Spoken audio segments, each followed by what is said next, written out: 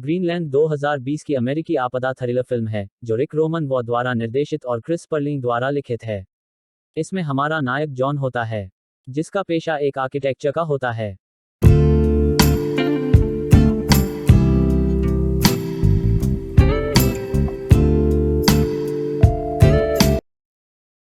Film एक निर्माण स्थल के दृश्य से शुरू होती है, जहां हमारा नायक जॉन को काम करते हुए दिखाया जाता है।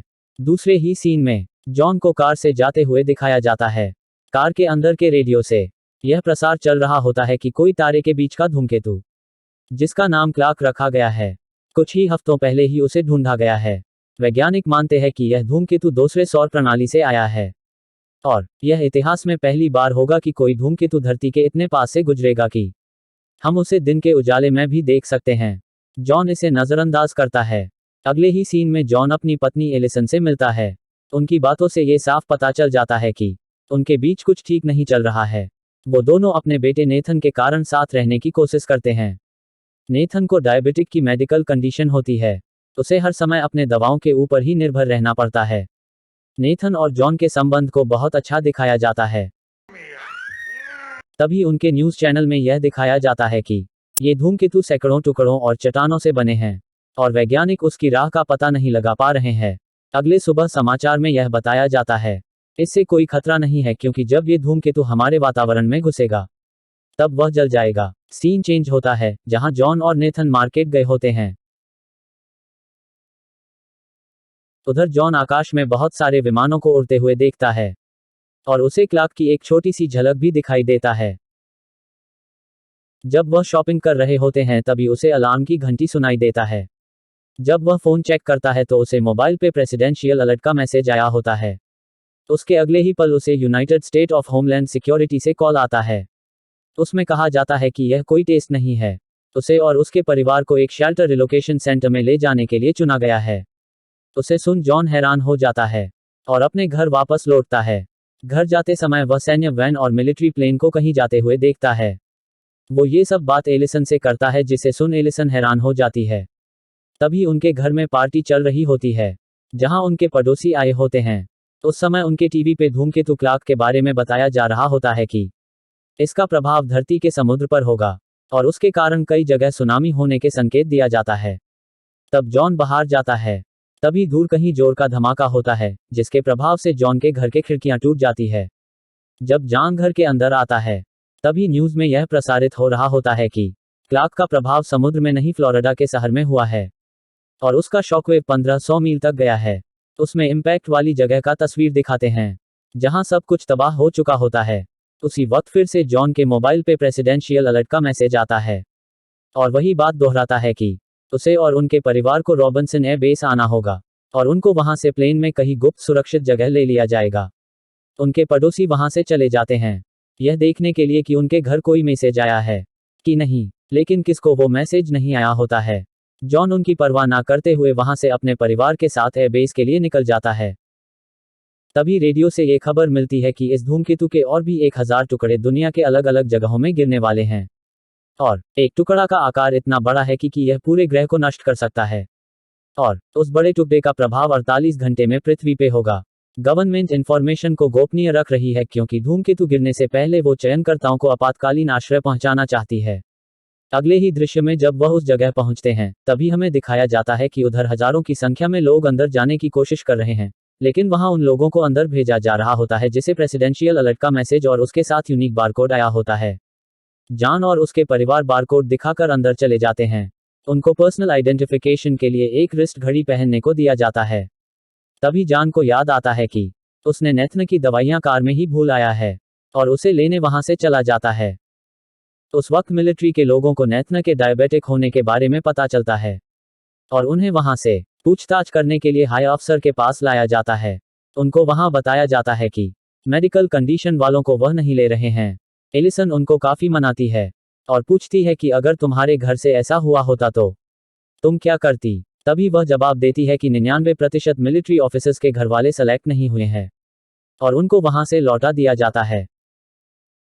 जब जॉन दवाइयां लेकर प्लेन के अंदर जाता है तभी उसे यह पता चलता है कि मेडिकल कंडीशन वालों को मिलिट्री वाले प्लेन में बोर्डिंग नहीं करवा रहे हैं। इसे सुन वह प्लेन से नीचे उतर जाता है। नीचे उतरते समय वहां सुरक्षा चूक के कारण हजारों लोग अंदर घुस आते हैं और प्लेन में चढ़ने की कोशिश करते हैं। तभी वहां गोलीबारी शुरू हो जाती है और गोलीबारी में वहां आग लग जाता है और प्लेन में तेल भरे होने के कारण वहां जोरदार ब्लास्ट होता है। जॉन प्लेन से उतरने के कारण बच जाता है और बाहर चला आता है। जॉन एलिसन को फोन करता है लेकिन फोन कनेक्ट नहीं होता है और वह जल्दी से अपने कार की तरफ जाता है। तब उसको एलिसन का नोट मिलता है। उसमें लिखा होता है, फोन न लगने के कारण वह अपने पिताजी के यहाँ लेक्सिंगटन जा रही है। इसे पढ़कर जॉन को आराम मिलता है। नेथन की दवाइयाँ जॉन के पास होने के कारण एलिसन नई दवाइयाँ लेने एक फार्मेसी के अंदर घुसती है। उधर वहां के हालत के बारे में दिखाया जाता है कि कैसे लोग इधर उधर भाग रहे हैं, तोड़फोड़ कर रहे हैं और जो मिले उसे ले जा रहे। उधर कोई न पुलिस है, न सेना है और न ही कोई कानून व्यवस्था होती है। जब एलिसन दवाई लेकर वहां से जा रही होती है तभी कुछ लोग बंदूक से वहां पर हमला कर देते हैं। एलिसन वहां से चुपके से निकल जाती है और उनको एक कार में जाते हुए कपल से लिफ्ट मिल जाता है। वह कपल पास की के एबेस जा रहे होते हैं जहां चयनकर्ताओं को लिया जा रहा होता है। वह अपनी किस्मत आजमाने उधर जा रहे होते हैं कि अगर कोई प्लेन खाली मिल जाए और उन्हें प्लेन में जाने की अनुमति दे दे। पुरुष कपल लॉटरी और गवर्नमेंट की कंप्लेन करता है कि कैसे सिर्फ अमीरजादों को चुना गया है। तभी उनकी नज़र एलिसन और उसके बेटे के पहने हुए घड़ी पर पड़ती है और उनको पता होता है कि ऐसी घड़ी सिर्फ चयनकर्ता को दी जा रही होती है। वह लोग उसके बारे में पूछते हैं। एलिसन जवाब देती है कि कैसे उसके बेटे को उसके कंडीशन के कारण प्लेन में चढ़ने नहीं दिया गया और अभी वह अपने पति से बिछड़ गई है। तब जॉन को भी सवारी मिल जाती है। वह इसमें बैठकर आगे निकल जाता है। कार की सीन में कपल में से एक एलिसन को अपने साथ प्लेन में आने को कहता है तो एलिसन मना कर देती है। पुरुष कपल एलिसन को कहता है कि वह अपने छोटे बच्चे का ध्यान नहीं रख पाएगी और जबरदस्ती नेथन की जिम्मेदारी लेने की बात करता है। उसके अगले ही पल वह कार रोकता है और एलिसन को कार से बाहर फेंक देता है और बल प्रयोग कर वह उससे उसकी पहनी हुई घड़ी भी ले जाता है और नेथन को लेकर वहां से चला जाता है। एलिसन बीच रास्ते में अकेली हो जाती है। आगे जॉन को कोलिन नामक युवक से यह पता चलता है कि उसके आर्किटेक्चर व्यवसाय के कारण ही उसे चुना गया है। वैसे ही बाकी सबसे अच्छा डॉक्टर या अन्य पेशा वालों को चुना गया है ताकि ये सब खत्म होने के बाद फिर से समाज को बनाने में यह लोग मदद कर सके। वह उसको यह भी बताता है कि अभी वह कनाडा जा रहा होता है जहां कुछ प्राइवेट प्लेन्स आम लोगों को सेक्रेट लोकेशन ले जा रहे होते हैं। तब जॉन पूछता है कि उनको लोकेशन के बारे में कैसे पता है तो वह बताता है वह शुरुआत से मिलिट्री के प्लेन की ट्रैकिंग कर रहे होते हैं और ट्रैकिंग में पता चलता है कि वे चयनकर्ताओं को ग्रीनलैंड ले जा रहे होते हैं। उसी वक्त जॉन को एक और यात्री उसकी आइडेंटिफिकेशन की घड़ी मांगता है। जब जॉन उसे देने से मना कर देता है तो उनके बीच हाथापाई हो जाती है और उसमें गाड़ी पलट जाती है और गलती से उसके हाथों से उसकी हत्या हो जाती है और जॉन उधर से पैदल चला जाता है। तभी यह दिखाया जाता है कि आसमान से क्लार्क के छोटे टुकड़े गिर रहे होते हैं। अगले सीन में वह दो कपल नेथन को धमकाते हैं और उसको एबेस की जगह उनको अपने माता पिता बताने के लिए बोलते हैं। जब वह लोग उधर पहुंचते हैं तब पुरुष कपल नेथन को अपना बेटा बताता है और उसका और उसकी बीवी की हाथ की घड़ी जो एलिसन की होती है दिखाता है और कहता है कि हम लोग चयनकर्ताओं में से एक है और उसकी घड़ी चोरी हो गई है और उनको अंदर जाने की अनुमति करता है। तब नेथन उस समय बहादुरी से बताता है कि ये उनके पेरेंट्स नहीं है, उसने ये ब्रेसलेट उसकी माँ से चुराया है। तभी नेथन को उनसे अलग कर लिया जाता है। जब एलिसन नेथन को ढूंढती हुई एबेस पहुंचती है तो उसे नेथन एक टेंट में मिलता है। उधर की एक नर्स वॉलंटियर नेथन को बहादुर बताती है और उसके लिए दवाइयां देती है। पूछे जाने पर एलिसन बताती है कि वह अपने पिताजी के यहाँ लेक्सिंगटन जा रही है। तभी वह नर्स उसे एक मिलिट्री बस के बारे में बताती है जो उस रूट की ओर जा रही होती है। एलिसन उसको धन्यवाद करती है। अगली सुबह आसमान पूरा लाल हो गया होता है। जॉन एक अनजान घर में घुसता है जहां कोई नहीं होता है। जॉन वहां का टीवी ऑन करता है। उसमें बताया जा रहा होता है कि कैसे क्लार्क के टुकड़े हर जगह गिर रहे होते हैं और कई लोगों की मारे जाने की खबर देता है।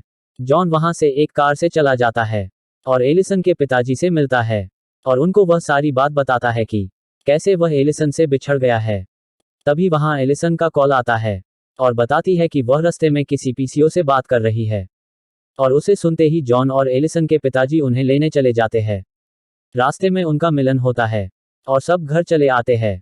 तभी न्यूज़ में यह बता दिया जाता है कि क्लार्क का बड़ा टुकड़ा का प्रभाव कल सुबह 8 बजे होगा और बताता है कि यह विलुप्त होने के स्तर की घटना होगी। और कई लोगों को उनके व्यवसाय द्वारा चुना गया है, जिनको जीने का एक मौका दिया जा रहा है। और उसके अगले ही खबर में 5 बंकर के बारे में बताया जाता है जो कि ग्रीनलैंड में होता है। उधर जीने के लिए ऑक्सीजन टैंक्स, खाना और फर्स्ट क्लास सुविधाएं मौजूद होती है। ये खबर सुनकर उसे कोलिन की बात याद आता है, जो उसने वह सवारी में कही थी। जॉन एलिसन को बताता है कि अभी भी वह सेक्रेट बंकर में जा सकते हैं। वह बताता है कि कनाडा में कुछ प्लेन्स लोगों को ले जा रहे हैं, और वह लोग मिलिट्री के नहीं है, इसलिए उनको और आइडेंटिफिकेशन वाच की जरूरत नहीं है। उनको वहां पहुंचने के लिए इसी वक्त निकलना होगा और उसको आश्वासन देता है कि उसे और नाथन को बनकर पहुंचा के रहेगा। वे एलिसन के पिताजी को उनके साथ चलने के लिए कहते हैं, लेकिन वह मना कर देते हैं। तभी वहां क्लार्क का एक छोटा सा टुकड़ा कहीं पास में गिरता है, और वहां उसके झटके महसूस करते हैं। तब वह जल्दी से नाथन को लेकर वहां से निकल जाते हैं। तभी रेडियो में यह प्रसारित किया जा रहा होता है कि क्लार्क का टुकड़ा टोक्यो में गिरने के कारण मिलियंस मिसिंग हो चुके हैं, और यह भी प्रसारित करता है कि क्लार्क का वह बड़ा टुकड़ा जो एक प्लेनेट किलर होता है 15 घंटे के बीच पृथ्वी पे गिरेगा। तभी जॉन रेडियो बंद कर देता है, और वह और एलिसन कुछ पुराने बातें याद कर खुश होते हैं। आगे उनको ट्रैफिक मिल जाता है जहां जैम लगा होता है। वे उधर फंस जाते हैं। जॉन को पता चलता है कि एक ट्रेन पटरी से नीचे उतर जाने के कारण जैम लग गया है। तभी रेडियो पे यह प्रसारित होता है कि क्लार्क के छोटे छोटे टुकड़े न्यूयॉर्क में गिरने वाले हैं। उनको बाहर ना जाने की सलाह दिया जाता है। जॉन उसे सुन कार के अंदर आ जाता है। तभी आसमान से क्लार्क के टुकड़े गिरने लगते हैं। तब जल्दी से जॉन अपनी कार को जंगल की ओर घुमा लेता है, और उन टुकड़ों से बचते हुए आगे निकलता है।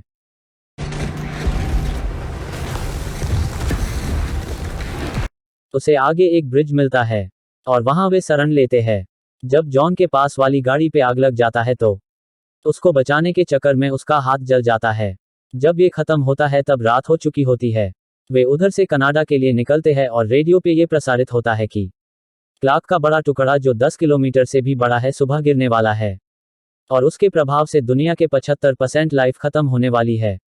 उनके पास ग्रीनलैंड पहुंचने के लिए सिर्फ 6 घंटे बाकी रहता है। जब वे उधर पहुंचते हैं तभी लास्ट प्लेन टेक ऑफ करने जा रही होती है। तब जॉन अपनी गाड़ी को प्लेन के सामने लाकर प्लेन को रोकता है, और पायलट से उन्हें ग्रीनलैंड ले जाने के लिए कहता है। पहले वह राजी नहीं होता है, लेकिन थोड़ी देर बाद उन्हें ले जाने के लिए राजी हो जाता है। प्लेन में बैठने के बाद वे थोड़ा रिलैक्स करते हैं। अगले ही सीन में वहां सुबह हो जाती है। उनको वहां से लैंड दिखाई देता है, और उनको पता चल जाता है कि वे ग्रीनलैंड पहुंचने वाले हैं। तभी पास ही में क्लार्क का एक बड़ा सा टुकड़ा गिरता है, और उसके प्रभाव से प्लेन के दोनों इंजन डैमेज हो जाता है। उधर अनाउंसमेंट किया जा रहा होता है कि क्लार्क का सबसे बड़ा टुकड़ा मिनटों में गिरेगा, जितने भी प्लेन आसमान पे है जल्दी लैंड कीजिए। लेकिन उनके प्लेन का एक्सीडेंट होता है और दोनों पायलट्स मारे जाते हैं। जॉन वहां से दूसरे पैसेंजर्स को लेकर बंकर की तरफ निकलता है। तभी उनको मिलिट्री के वाहन नजर आ जाते हैं और वह उनको उठाकर बंकर की तरफ ले जाते हैं।